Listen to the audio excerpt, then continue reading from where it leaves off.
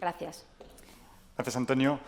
Ahora tenemos a otro de la pantalla, a Francisla Clemares. Ella es la directora general de Google, a que además agradecemos que esté aquí con nosotros. Además, tenemos que darle enhorabuena porque hace muy poquito, hace una semana, fue elegida una de las mujeres top 100 de España. Francisla nos va a hablar sobre un tema que a todos nos interesa y que efectivamente pues, ha venido para quedarse, que es ese cambio digital, el cambio tecnológico, y sobre todo va a hablar sobre qué nos depara ese cambio. Francisla, por favor, cuando queráis, compañeros. Francisla, buenos días. ¿Qué tal estás? Hola, buenos días, Francisla. Buenos días. Gracias por estar aquí con nosotros. Comentaba hace un segundo, no sé si has podido escucharnos. Te agradecíamos que decías muy con esta en tu agenda, que sabemos que es muy apretada. Y también, bueno, te damos la enhorabuena por ese nombramiento como una de las mujeres top 100 de España. Muchísimas gracias. Muy bien. Francisla, cuando quieras, tienes la pantalla para ti. Gracias. Muy bien. Bueno, pues buenos días a todos. Lo primero, muchísimas gracias por la invitación, porque para mí es un lujazo poder estar en este acto y poder participar del reconocimiento del empresario del año en Navarra. Y lo primero que quiero hacer es darle enhorabuena a la publicación Negocios en Navarra y, como decía Antonio Garamendi hace un momento, también a sus patrocinadores, por reconocer el trabajo que hacen los empresarios, que es absolutamente fundamental para nuestro país y que no siempre, yo creo que se reconoce o parece que no siempre está de moda, ¿no?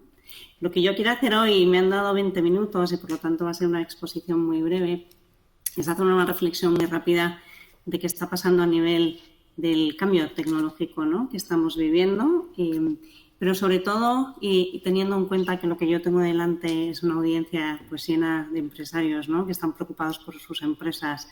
Y sobre todo la reflexión que yo voy a querer hacer con vosotros es qué viene, ¿no?, a nivel de tecnología, y tratar de daros ciertas pistas de esto que hablamos de la transformación digital, que para mí es un término del que no soy obligatoriamente fan, pero qué significa seguir transformando a vuestros negocios en esta era tecnológica y ante los cambios tecnológicos que nos depara el futuro. Eso es lo que yo voy a tratar de hacer en estos breves.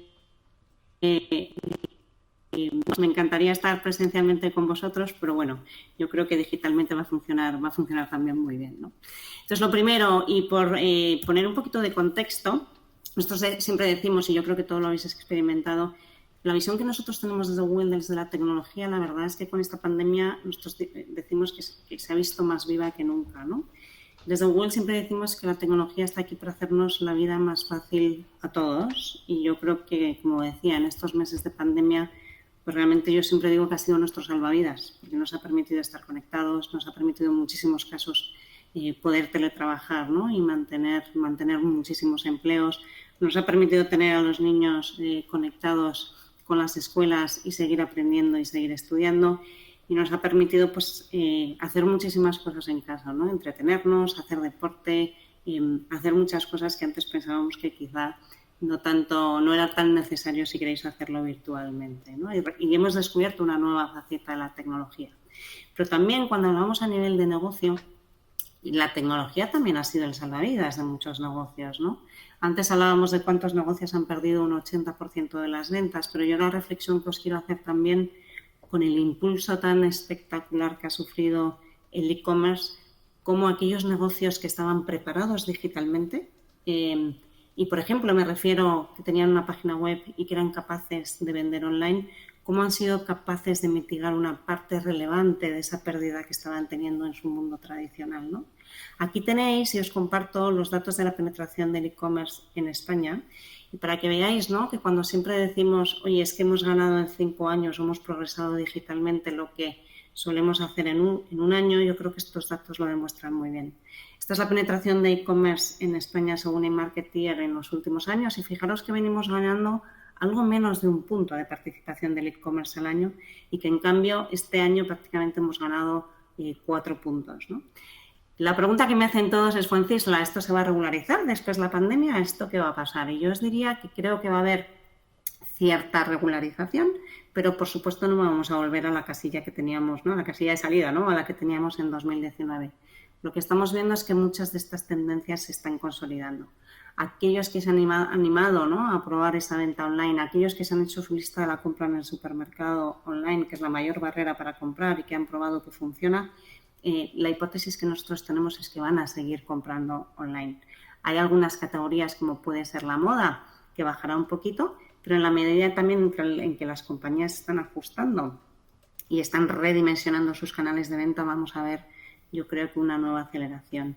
Y esto es un ejemplo de lo que ha pasado, pero nosotros desde Google nos podemos decir que hemos visto, lógicamente, picos de uso de Internet que no habíamos visto nunca. El mundo online, por ejemplo, el mundo del trabajo y de las videoconferencias se ha multiplicado el uso por 300, ha crecido en un 300%. El consumo de vídeo online, nosotros tenemos la plataforma de YouTube en España, ha crecido más de un 40% y esos números se nos siguen manteniendo mes a mes y no vemos que haya un ajuste muy fuerte y por lo tanto yo el mensaje que quiero que os quedáis es que esta aceleración va a seguir y quizás en 2021 veremos menos crecimiento, pero cierta estabilidad de estas cifras y que esto sigue viniendo, ¿no? Y entonces vosotros como empresarios y cuando hablamos de esta transformación digital, ¿cómo tenemos que pensar en ello y qué es lo que va a venir de cara al futuro? Para mí hay un tema clave que yo quiero que es lo que entendáis hoy y es que probablemente habéis oído hablar mucho de inteligencia artificial y del famoso concepto de machine learning. Para mí, yo siempre digo, cada 10 años más o menos vemos una gran disrupción en el mundo tecnológico. Esta es la gran disrupción que viene. Y lo que quiero hacer en estos próximos minutos es que entendáis muy bien qué es esto, porque creo que llevamos unos meses oyendo hablar de esto, pero quiero que entendáis bien qué es y cómo afecta a vuestros negocios. Y por lo tanto, por qué esto es algo que es urgente que todos abracemos. Fijaros, esto es nuestro consejero legado, Sundar Pichai. Estas son dos frases que él dice y que me parece que reflejan muy bien lo que pensamos nosotros sobre la inteligencia artificial. Y dice, es de las cosas más importantes en las que la humanidad está trabajando y generará un impacto más profundo que el fuego o la electricidad, porque lo que genera es una transformación absoluta, ¿vale? Y mi objetivo en los próximos minutos es demostraroslo. Si queréis, una rama de la inteligencia artificial es el machine learning y nosotros os podemos decir que desde Google nos está obligando a repensar cómo hacemos todo. Llevamos varios años, fijaros, estos son frases que él dijo en el 2016, nosotros como compañía llevamos 5 años invirtiendo en esto y 5 años transformándonos. Y a mí muchas veces me dicen, Francis, la tuya eres digital, tú no te tienes que transformar, nosotros también nos tenemos que transformar. Vale, entonces, ¿qué es esto de la inteligencia artificial? ¿Qué es esto del machine learning? Pues fijaros, yo lo primero que os quiero transmitir, y lo vamos a ver también después, es que es algo que es accesible para todo el mundo. Por eso lo llamo una nueva plataforma para todos. Pero en el fondo de lo que hablamos aquí es de un cambio de paradigma en la forma en la que programamos a los ordenadores. ¿Vale? Hasta ahora a los ordenadores los programábamos en base a reglas. Entonces, desarrollar código para programar un ordenador era decirle, si tú observas esto, tienes que hacer esto otro. Si observas D, tienes que hacer C. Si observas C, tienes que hacer D. Y ahora hay un cambio de paradigma muy importante, donde no vamos a programar a la máquina en base a reglas, sino que la vamos a programar utilizando Big Data y Machine Learning. La máquina, como estamos en una nueva era digital, donde tenemos muchísimos datos, donde tenemos, dejadme que lo diga, capacidad de computación infinita, y tengamos muy buenas conexiones y muy buena interconectividad. Lo que hacemos ahora es que a la máquina le damos toda la data que tenemos y le decimos, haz prueba y error y optimízame este resultado. Y la máquina es capaz de aprender. ¿Vale? Esto es lo que es Machine Learning. Os quiero poner un vídeo que refleja muy bien este concepto. Yo no puedo ver a la sala y por lo tanto no sé la edad media de la gente que tenemos en la sala, pero normalmente cuando pongo este vídeo en este tipo de foros, la gente recuerda perfectamente bien el juego del Atari y muchos los hemos jugado cuando éramos jóvenes. Este vídeo que os voy a poner es la demostración que el equipo de DeepMind le hizo a los fundadores de Google sobre lo que eran capaces de hacer con Machine Learning y fue cuando nosotros compramos esta esta compañía. ¿Qué estáis viendo en pantalla? El juego del Atari. Pero aquí a la máquina nosotros no le hemos dado ninguna regla. A la máquina solamente le hemos dicho maximiza el resultado. Lo que podéis ver es que los primeros 10 minutos la máquina juega bastante mal. Pero la máquina va aprendiendo. Cuando toco la bolita, puntúo. Me puedo mover a la izquierda, me puedo mover a la derecha. Y la máquina sigue aprendiendo. Fijaros cómo juega la máquina con tan solo 2 horas de haber estado aprendiendo a jugar. Si lo veis, juega bastante bien, ¿no? Yo siempre digo a mi hijo que va a cumplir 14 años, vamos, en 2 horas de maquinita no juega así y tras muchas más horas no es capaz de aprender a jugar a esta velocidad. Y esto es como aprende la máquina. Fijaros lo que pasa tras 4 horas entrenando. Los que erais fans de este juego probablemente os acordáis cómo se ganaba este juego y la máquina también lo ha entendido. Ha entendido cómo se gana este juego y básicamente lo gana. Pues bien, esto es Machine Learning. Entonces me preguntaréis, bueno, ¿y esto para qué vale? Pues yo siempre os digo, pensad en cualquier problema de negocio que tenéis, en la medida en que haya mucha data, capacidad de darle feedback al sistema, esta nueva tecnología, si queréis que la llamemos así, va a aplicar y va a funcionar. Y dejadme daros algunos ejemplos de cómo la estamos utilizando nosotros ya en la compañía. Esto que tenéis aquí, esta foto, es un centro de datos. En el centro de datos, el mayor coste nosotros que tenemos de gestionar un centro de datos es el consumo energético que tiene el centro de datos y es el consumo energético que tenemos para enfriar el centro de datos. Os podéis imaginar que si es uno de los mayores costes que tenemos, también para nosotros es uno de los costes donde más foco ponemos por gestionar y por bajar. Y nosotros pensábamos que lo teníamos optimizado. Los ingenieros tienen unos objetivos muy claros de optimización de ese coste y cada año todas las mejoras que teníamos las íbamos implementando. ¿Qué es lo que hacemos? Cogemos un centro de datos, lo sensorizamos para recoger data a escala de cómo se comporta el centro de datos y metemos un equipito muy pequeño, expertos en Machine Learning, y les pedimos que tomen ellos control del centro de datos y lo empiecen a gestionar ellos en vez de gestionarlo manualmente. ¿Qué es lo que pasa? Pues fijaros lo que pasa. Somos capaces de reducir en un 40% el consumo de energía de ese centro de datos. Cualquier empresario sabe que haber conseguido reducir un 10% o un 5% el coste cuando estamos hablando de algo que es maduro y que pensamos que está optimizado, suele tener un impacto brutal en el negocio. Pero fijaros cuando hablamos de reducir un 40%, ¿no? Y aquí tenéis las gráficas de cómo se comporta el sistema cuando lo gestionan los humanos, digamos, con sus algoritmos tradicionales o cuando lo gestiona la máquina utilizando el Big Data. Yo lo que os quiero transmitir es que caso tras caso, tras caso, tras caso, en los que aplicamos esta nueva forma de gestionar, ¿no?, todo este tipo de decisiones, nos encontramos con estos tipos de impactos. 20%, 30%, 40% de mejora. Sobre procesos que normalmente los equipos me dicen ya estaban optimizados. Y este es el poder tan brutal que tiene esta nueva tecnología. Pero no solo para, os decía, ¿no?, cualquier problemática que tengáis donde tengamos muchos datos y seamos capaces de resolverlo. También, por ejemplo, es importante que entendáis que ahora las máquinas son capaces de ver, porque, por ejemplo, gracias a la inteligencia artificial, hemos sido capaces de enseñarles a reconocer objetos, que quizás es una de las dificultades, ¿no?, más importantes. Simular el cerebro humano y cómo funciona el aprendizaje del cerebro humano para reconocer objetos es complicado, pero yo aquí lo que os quería transmitir es que, y si sois, por ejemplo, usuarios de las aplicaciones como Google Fotos, ¿no?, que son capaces de identificar las fotos y cuando tú les pides quiero una foto donde vea atardeceres o puestas de sol o perros, son capaces de sacarte esas fotos sin haberlas etiquetado antes porque son capaces de reconocer lo que hay en esas fotos.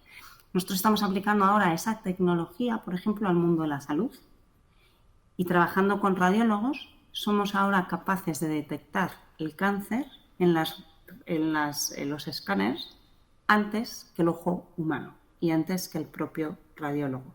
Y esto es una combinación de la capacidad de visión, ¿no?, que tiene ahora la máquina porque ha aprendido a ver, pero también entrenarla a reconocer esas imágenes y con mucha data entrenarla a identificar cuándo hay cáncer y cuándo no hay cáncer, ¿no? Imaginaos el impacto que puede tener esto, lógicamente, en nuestra capacidad de hacer un diagnóstico precoz y en la gestión de todas estas enfermedades.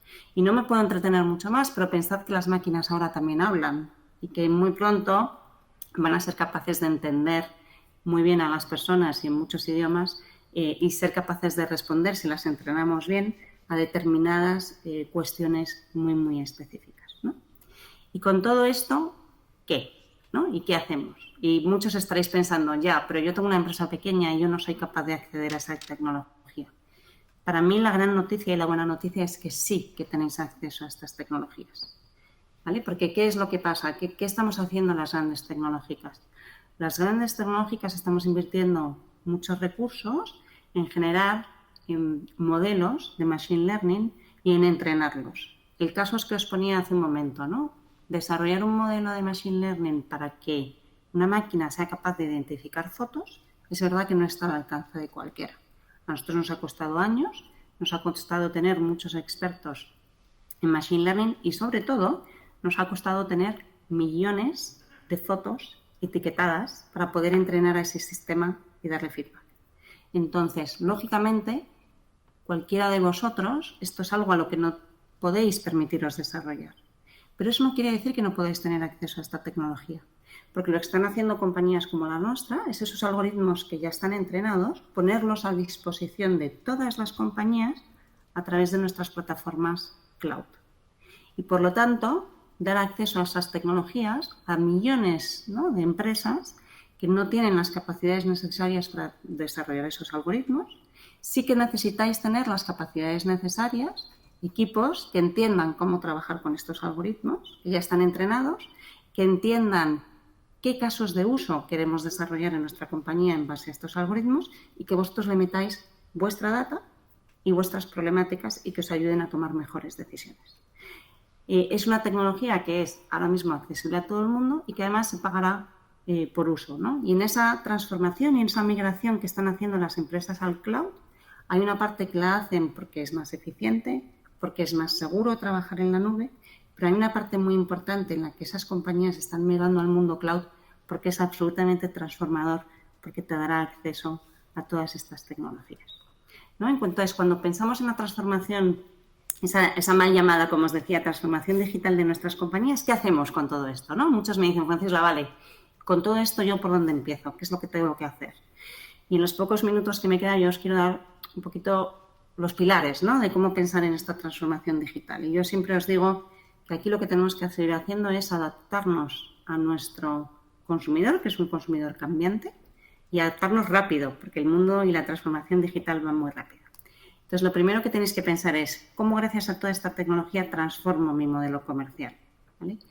Por supuesto, esa venta online, ese e-commerce, esa omnicanalidad de la que se habla, ser capaces de exportar y de encontrar nuevos clientes gracias, ¿no?, a esa presencia o mayor presencia digital, pero también una forma completamente distinta de hablar con mis clientes, porque también gracias al Big Data vamos a ser capaces de personalizar mucho más y de tener conversaciones muchísimo más relevantes y segmentadas con nuestros clientes con un impacto muy positivo en el negocio.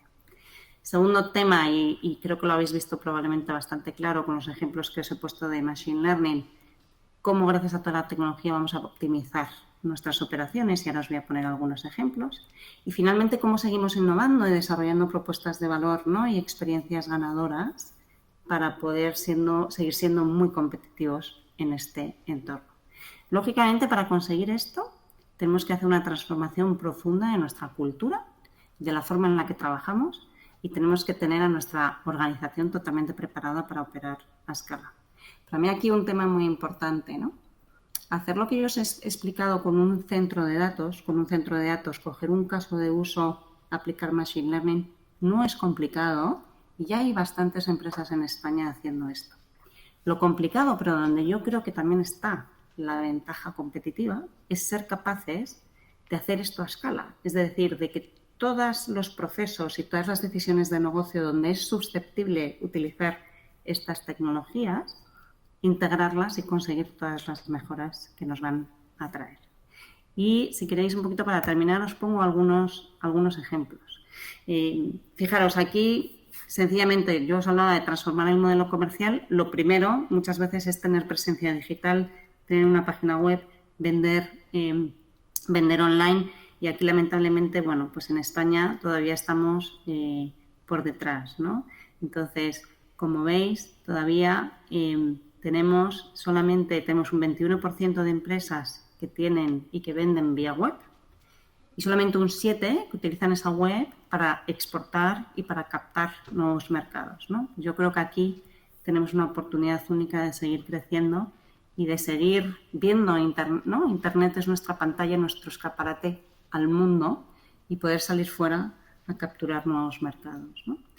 Esta es la transformación que yo os hablaba, la capacidad de personalización. Fijaros, esto es una empresa de distribución de belleza americana que, cuando entendió bien el potencial que tiene el Big Data, han redefinido totalmente cómo quieren que sea esa relación que tienen ellos con el cliente. Poner al cliente en el centro y decir, y a partir de aquí yo voy a tener una visión muy clara de cada cliente, pero se la voy a tener que transmitir a todos los canales. Y da igual por dónde interactúe mi cliente, que yo voy a tener una conversación completamente personalizada con él, porque le voy a tener bien identificado, ¿no? Si los vendedores, por ejemplo, en los puntos de venta tienen una tablet, cuando yo me acerco al cliente, el cliente se identifica. En el mundo de la belleza, que por ejemplo es importantísimo entender qué tipo de pelo tienes, qué tipo de piel, qué tipo de productos te van bien o no. Si el cliente se identifica, tú ya tienes la fecha de cliente y el tipo de servicio que le puedes dar es muy diferente, ¿no? Pero lo mismo cuando se conecta a través de la app, o cuando estás hablando con el cliente a través de social media, o cuando llama al call center.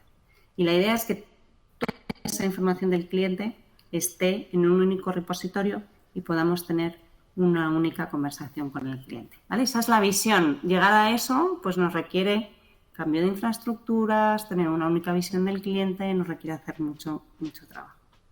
Otro ejemplo, para que veáis otras aplicaciones del Machine Learning, Ocado es un supermercado online inglés. Nos transmitían que el problema que tenían es que recibían muchísimos mensajes por mail y que no eran capaces de diferenciar los mensajes urgentes de los que no, ¿no? Y al final trataban de la misma manera a alguien que les había dicho muchísimas gracias, ha llegado mi pedido, que alguien que decía tenía este pedido programado a las 12 pero no voy a poder estar en casa, por favor me lo podéis retrasar. ¿Qué es lo que hicimos? Fijaros, con un algoritmo de Machine Learning que ya estaba entrenado a reconocer el idioma, y trabajamos con ese algoritmo con Ocado en leer, ¿no?, mails que llegaban y entrenar a la máquina a qué hay que hacer con ese mail. Si ese mail es urgente o no es urgente, o si ese mail hay que redireccionarlo a un departamento concreto. Pues gracias al Machine Learning, fijaros el impacto en negocio una vez más, ¿no? Somos capaces ahora de responder a esos mails, o Ocado es capaz de responder a esos mails urgentes 4 veces más rápido, y 7% de eficiencia de mejora en el call center. Os pongo otro ejemplo clásico del mundo del retail, que es la gestión de stocks. Aquí estamos hablando de un distribuidor del mundo de textil de hogar que trabajas colecciones. Cuando trabajas colecciones es clave gestionar muy bien el stock porque son productos perecederos, digamos, y trabajar muy bien cómo voy gestionando el stock de aquí al final de la colección y cómo voy gestionando la bajada de precio para no tener que liquidar esa colección al final de la estación, ¿no? Este es el clásico caso donde el Big Data sabemos que aporta muchísima mejora, ¿no? Y fijaros cómo permitió reducir sobrantes, una vez más, en un 50% y por lo tanto mejorar además la rentabilidad de toda la colección. Y aquí os pongo otro ejemplo, que también es la empresa americana de las que os hablaba hace un momento, ¿no?, donde trabajábamos con ellos en ver cómo podemos innovar y cómo gracias a las nuevas tecnologías podemos innovar. Y lo que nos transmitían aquí es, oye, el cliente se va y vuelve y yo desde que se va hasta que vuelve a mi tienda no vuelvo a tener contacto con el cliente. ¿Cómo puedo hacer para generar más puntos de contacto con el cliente? Y aquí surgió hacer estos bots, ¿no? Utilizar una vez más inteligencia artificial que te permite mantener conversaciones, ¿no?, con los clientes. Y se lanzó un bot de belleza para asesorar a los clientes en, oye, pues llevo esta ropa, me quiero poner esto, cómo me maquillo, y un Beauty Advisor. La realidad es que el impacto que está teniendo estas innovaciones es absolutamente espectacular, porque una vez más está generando nueva data de cómo utiliza el cliente los productos de Ultra Beauty fuera de la tienda, pero además está siendo un canal de ventas y de volver a llevar tráfico a las tiendas que no se podían haber imaginado nunca, ¿no? Y esa es otra vez cómo utilizo las nuevas tecnologías para generar nuevos canales y nuevas formas de contactar con los clientes, ¿no? ¿Cuáles son, si queréis, las barreras a este cambio y que muchos os encontráis y que a nosotros nos preocupan? Primero, la falta de talento y capacidades digitales, pero también nos nombráis todos los temas de ciberseguridad, ¿no? Y también se ha puesto de manifiesto en estos meses de pandemia.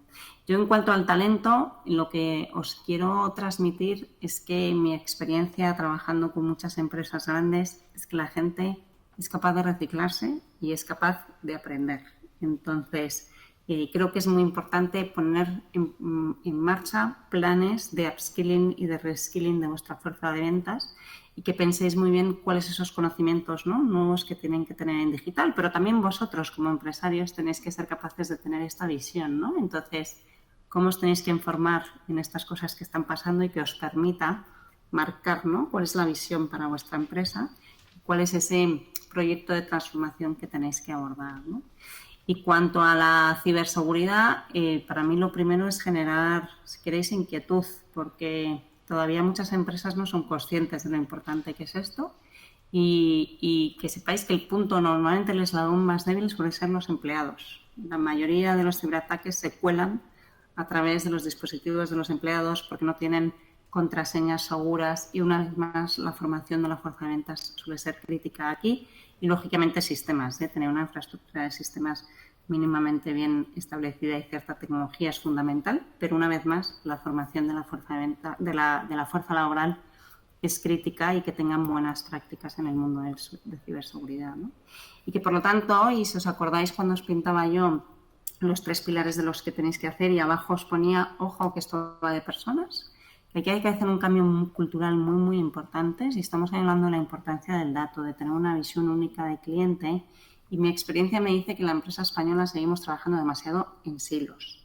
Seguimos teniendo la información muy compartimentada, nos cuesta mucho colaborar, ¿no? Entonces yo hablo de que tenemos que evolucionar hacia organizaciones líquidas, donde rompemos, ¿no?, esas barreras y esos muros que hay entre los departamentos y los hacemos mucho más porosos, donde fomentamos esa colaboración. A nivel de sistemas tenemos que hacer un cambio importante para tener una visión única del cliente. Ese plan de capacitación que he nombrado hace un momento, que va a ser absolutamente crítico.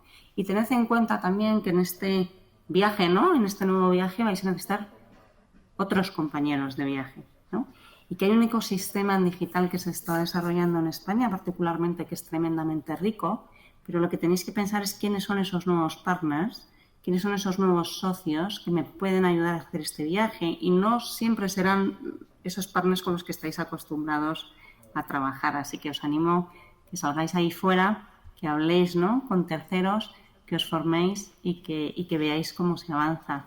Y yo, finalmente, también terminar diciendo que desde Google, bueno, nosotros estamos muy comprometidos con esa aceleración de la transformación digital en España. Hemos lanzado, después del verano, lanzamos un programa que se llama Impulsa tu negocio, de la mano del Ministerio de Industria, Comercio y Turismo, y donde lo que buscamos es ayudar, ¿no?, a capacitar a estos trabajadores, pero también a las pymes en todas las necesidades que tengan, y os animamos, bueno, a que consultéis también ahí la web y que os aseguréis que vuestra presencia digital es óptima, que yo siempre digo que sois ambiciosos, que marcáis una ambición importante y que tengáis mucho éxito, y os deseo lo mejor. Muchas gracias.